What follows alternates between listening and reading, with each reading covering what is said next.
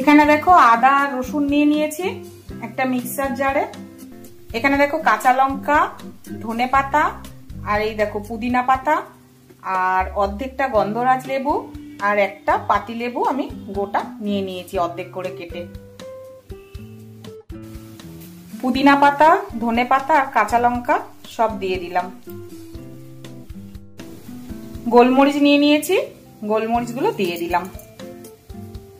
এই সব কিছুর আমি একটা পেস্ট বানিয়ে নেব। সব মশলাগুলো দেখো খুব ভালো করে আমি পেস্ট করে নিয়েছি। এখানে দেখো চিকেন নিয়ে নিয়েছি। চিকেন খুব ভালো করে ধুয়ে পরিষ্কার করে জল ঝরিয়ে নিয়েছি। আজ তোমাদেরকে চিকেন পকোড়ার ম্যারিনেট করে দেখাবো।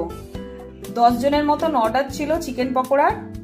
অনেকদিন তোমাদের কিছু আপডেট দিতে পারি না, তো একটু বিজিই ছিলাম, তো ভাবলাম যে আজকে একটু তোমাদেরকে আপডেট দিই। এই 10 জনের মতন চিকেন পকোড়ার অর্ডার এসেছিল। এই যে দেখো, আমি তোমাদেরকে শুধু ম্যারিনেট করাটা দেখাবো। যে মশলাটা পেস্ট করে রেখেছিলাম সেটা সবটা দিয়ে দেব।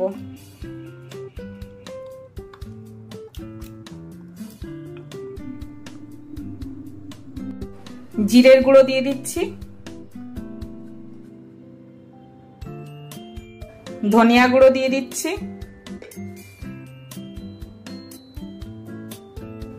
স্বাদ মতো নুন দিয়ে দিচ্ছি,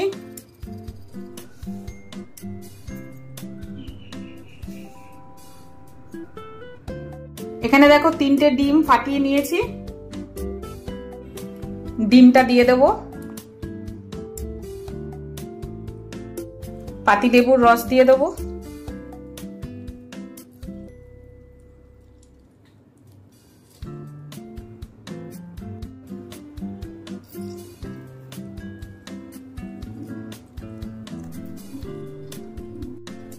গন্ধরাজ লেবুর রসটাও দিয়ে দেবো।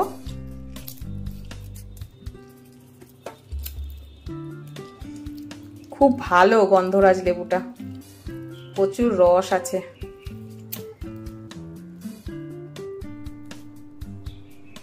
খুব সামান্য লঙ্কার গুঁড়ো দেব।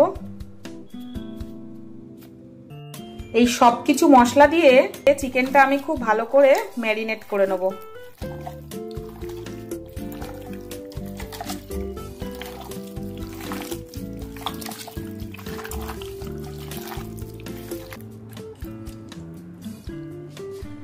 খুব ভালো করে দেখো চিকেন ম্যারিনেট করে নিয়েছি।